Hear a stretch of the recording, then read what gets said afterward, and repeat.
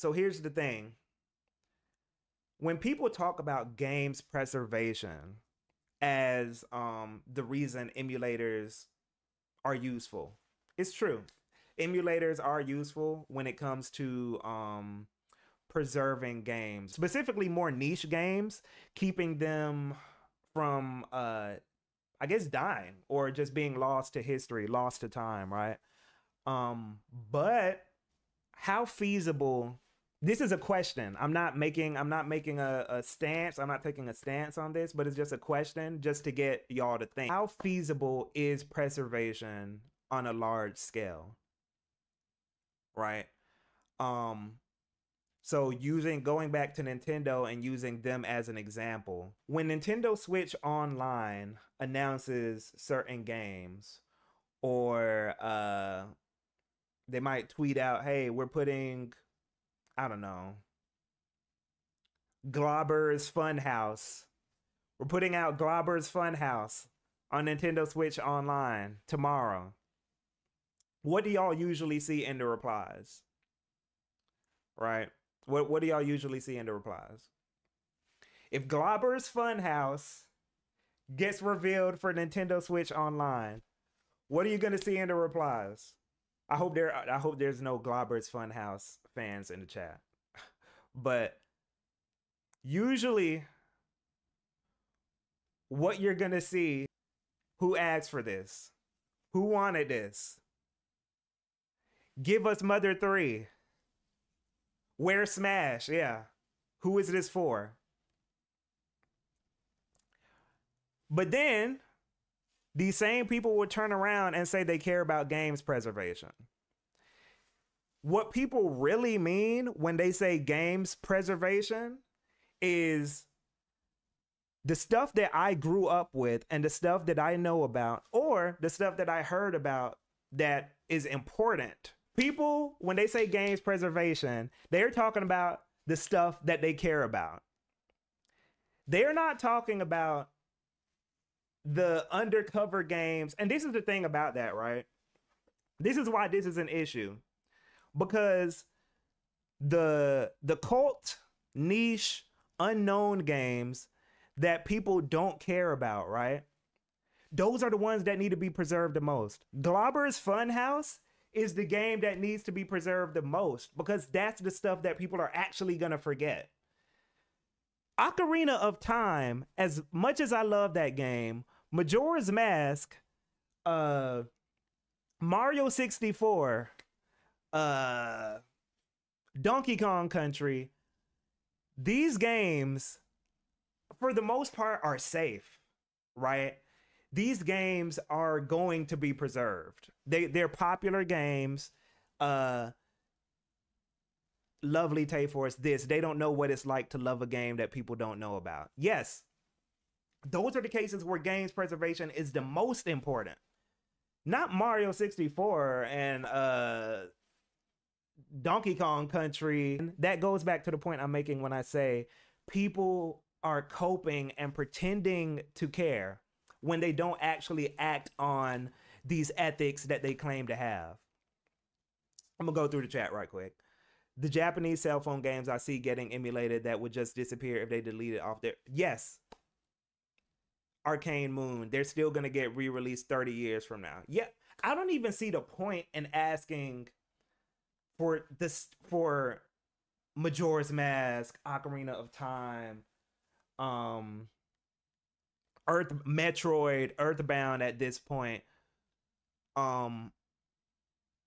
Those are the stuff that we need to actually care about. Globber's Funhouse needs to be protected. Globber's Funhouse is endangered. We should not be saying who cares or who is this for. Next time I see a Globber's Funhouse game get announced for Nintendo Switch Online, I better not see no who cares, who is this for, who asked for this, give us Mother 3. No. No. We got to defend Globber's Funhouse. I'm kind of meandering on the point a little bit, but the reason that that's an issue is because companies see what y'all are saying, or not even what y'all are saying. companies know consumer habits probably more than we know consumer habits a lot of the time, right? Remember when people trashed a direct for showing 3DS games during its end of life? Okay, Kirusei, and here's the thing that people will say about that. They'll say that like the reason people were trashing that is because they wanted more Switch games, right? I mean, you can say, and I agree with you, Kirusei. I agree that like people are very, I only care about what's recent. I only care about what's new when they're engaging with gaming, right? But when you see those moments like, oh, we don't care about the 3DS, move on to the Switch. Again, companies are paying attention to that. They're saying, oh, okay, y'all want to move on. Okay, like we'll cut off another year for the eShop. That matters. And let me say this. Y'all know the infamous tweet I made about games preservation, or not games preservation, about, I think I said something like emulation is easy, is the cousin of PC gaming. I forgot what I said, but I was basically saying that people say that PC game, building a PC is easy and emulating is easy, right? And all of this is going to tie together. Emulation is easy for the games that are popular, for the games that people care about. Once you start getting into, I don't know, Lester the Unlikely probably runs well on SNES 9X. But once you start getting into stuff like Xenosaga or Armored Core, those games those are the games where you see more of the glitches, the sound issues, the frame rate issues, the input delay. When we start talking more about those games, right, the stuff that people don't really pay much attention to, that is when emulation isn't easy, right? So when I got jumped for making that tweet, I could tell that it was from people who only emulate Pokemon, Mario, Donkey Kong, the regular, anything on Dolphin even, right? Sonic the Hedgehog 2. I could tell that it was people who just play those games for 5 minutes, move on. If you actually care about games preservation, when we start talking about those games that people don't care about, that are harder to emulate, if you continue to say things like, who cares about this, who wanted this, that contributes to the climate or to the conversation or to the issues of like, oh, okay, developers aren't going to support Xenosaga on PCSX2 because people don't care. If you're going to say you care about games preservation, you got to care about it all the way. Okay, and Nick, I'm gonna go back to your point. So Nick says, although on, let me go up. You were saying that we don't need to worry about preserving Mario 64, but what is the value of preserving Lester the Unlikely just for the sake of preserving cultural heritage? Okay. So that is the question. That really is the question. And I want to get y'all's take on that, because I'm going to be, and this is the question that I asked earlier in the stream. Is it actually feasible to preserve games at scale like that? Like, can we preserve all of the Lester the Unlikelies and Mario 64 and it be like financially feasible? Will it actually be productive? Is it culturally significant enough to have any kind of meaning? Or is it just preserving for the sake of preserving? That's the question. I don't know. I don't actually know. Maybe it is true that we just only need to preserve Sonic the Hedgehog 2 and Final Fantasy 7. Maybe those are the, maybe that's the case. Shaw says, I mean, is every game worth preserving? Like, it's not like we preserve every painting humans made because it's unreasonable. I can see the angle that maybe not every game needs to be preserved. Right. Correct. Not saying that's okay. Let me Let me go back a little bit. Not correct, but it's a reasonable thing to think about. It's reasonable to think about. Sometimes preserved games aren't even perfect. The preserved current version of Final Fantasy VII is based off of an incomplete master of the Japanese PS1 version. Okay. Now we getting into it. Okay? Now we getting into it. Because that goes back to my tweet when I said people who say emulation is easy aren't telling the whole story. And the big example I love to give is Mother 3. Emulating Mother 3 has preserved it, right? But for the most part, you can't play Mother 3 properly unless you have an actual Game Boy Advance, because the rhythm mechanics in that game require you to be able to play or to be able to press buttons on beat, to be able to press buttons in rhythm with the music of the game. But because of the input delay that you get with emulators, a lot of people have played Mother 3 and just ignored the rhythm aspect of it. So is Mother 3 preserved if you're not playing it as it was originally intended to be played? Just a question, not taking a stance on it. Oh gosh, y'all are talking. There's been a few comparisons between the preservation of movies and the preservation of games. Okay, and Wolves Den says, I don't think every game can be saved, though. It hurts to see books from our culture fade. It happens, and getting folks to care is a challenge. Love Bedris. My take on game preservation is that we should at least even have a way to access it if it is significant to us. If we can't access it legally, they shouldn't come down on emulation. Okay, and yeah, Bedris, that's definitely what we were talking about earlier, is about how hard they come on people about it. That is crazy. And just cruel and unusual for the most part. Because I can't, even when we go back to this article, right? Let me try to go back to the article. This game had a 90% piracy rate. He says, we're doing okay though. We're getting good sales through WiiWare, Steam, and our website. Not going bankrupt just yet. So they're still fine. This is an indie game. So if Nintendo, for Nintendo to come down so hard on people, garnishing wages, $1 million settlements, that's crazy. Just give them a strong cease and desist.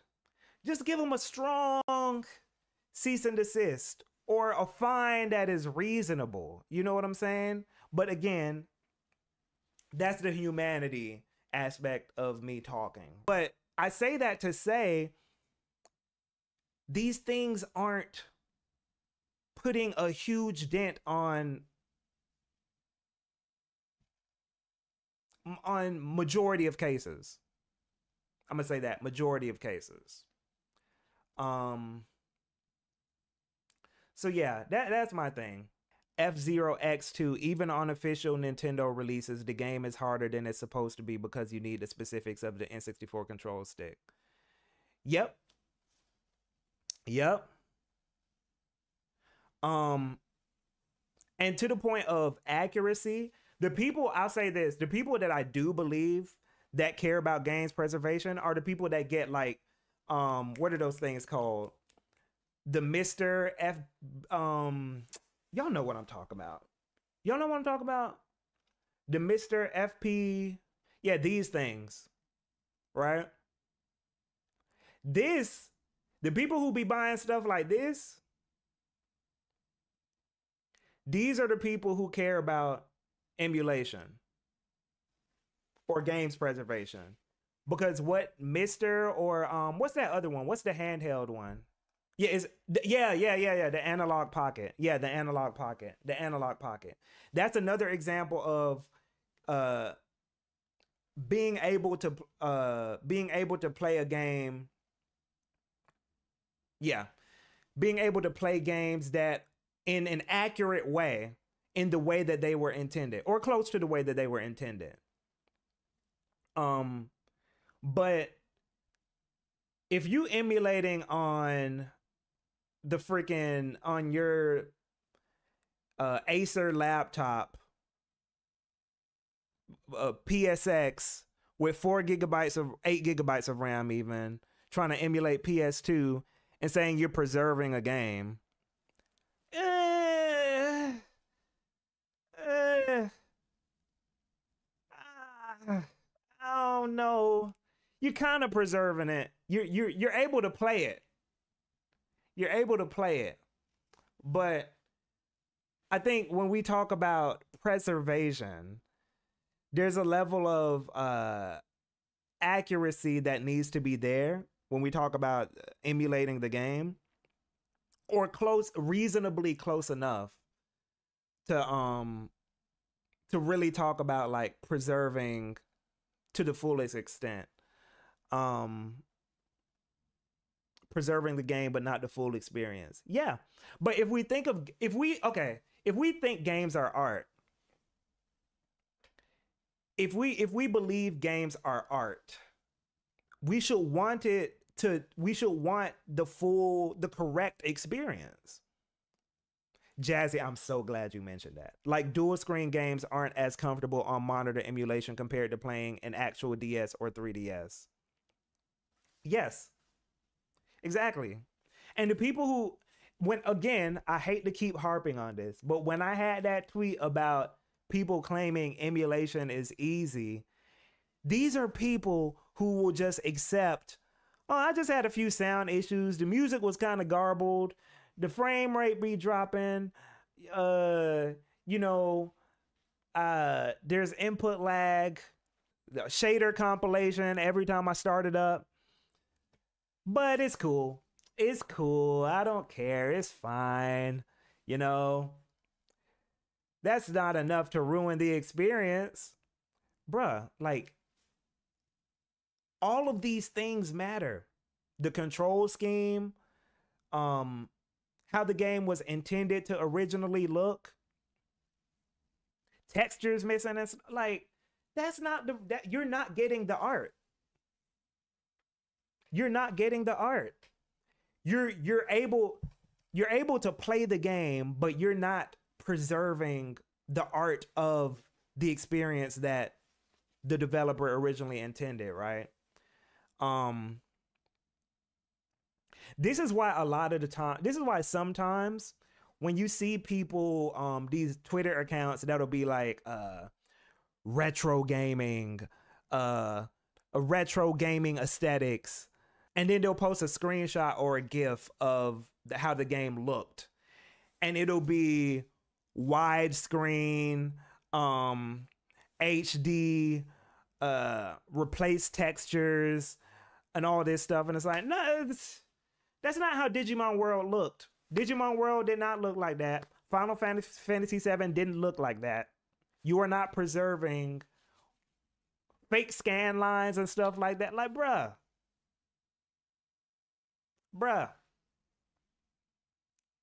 We ain't preserving. That's not preservation. That's like reinterpretation. We're kind of going a little off the rails, but these are the nuanced aspects of what I'm talking about. It's like, I just want people, if they say they care about games preservation, to really for real be about it. Like, really for real be about it. You know? The other thing too, right? I'll see people talking about what's a game? Let me think of a game. I'll see people be like, "Oh, I loved Final Fantasy IX," or something. That Final Fantasy IX is amazing. I finished it in. I'm just making up a number. I haven't played Final Fantasy IX, but I finished Final Fantasy IX in one day. It was amazing, and I'll be like, "Whoa, whoa, whoa, whoa, whoa, whoa, whoa, whoa, whoa, whoa, whoa! How'd you finish it in a day? How'd you finish Final Fantasy IX in a day?" And they'll be like, "Oh yeah, dude, like I used cheats. I had 90 I was level 99. I did fast forward on the battles. I used save states so that I could it's like, so that's why you like Final Fantasy IX. Is because You played it. You didn't play the Final Fantasy 9 that the kids in the 90s was playing. You playing some whole other stuff. So when we get on Twitter, right, or we get on gaming forums and we start having conversations about some of these games, and people will be like, man, I don't know what you're talking about. Like, the battles were quick. The battles were, bro, you didn't play it how the people in the 90s played it. That is why accuracy, when we talk about games preservation, is important, because these things can color the history of these games. People can be talking about a whole different game than what people in the 90s or the early 2000s actually experienced. And that changes the history. That revises the history of these games. And the point of preservation is preserving history. It's not just to be able to, oh, I can run it. Maker Alley says, I don't think that is bad. Hey, these are just, okay, here's the thing. Let me back. I'm not gonna backtrack because I'm standing on the point, but here's what I mean. Here's what I'm saying. There is nothing wrong with being able to experience a game differently from how people in the 90s experienced, or people in the past experienced it. But that is a separate conversation from preservation. It's just a separate thing, you know? It's not necessarily a bad thing. It's just kind of like when we talk about remakes. Remakes aren't a bad thing, but remakes aren't preservation per se. Kind of. But let me go through the chat. Let me see what y'all saying, because I'm kind of getting into weeds here. Hold on. Shaw says, would you say backwards compatibility is blah blah? Would you say backwards compatibility is preserving the original experience the best? Yeah. Ideally, moving forward, everything is just going to be backwards compatible, and this conversation won't be as prominent as like backwards compatibility becomes more of a thing. Because if you can play PS4 games on your PS5, then ain't nothing to preserve. It's like the game's still there. So hopefully, I think that's the future we're moving towards. But that's still, the past is still the past, and we still got to save Lester the Unlikely. So that's still going to be a thing, you know. That's why I just don't like the way Twitter kind of like simplifies or just makes the conversation seem so like black and white. Like, either you're for emulation or you're against it, or you're for piracy or you're against it. It's like, no, it's so many circumstances and nuance and context to consider when we talk about these things, you know?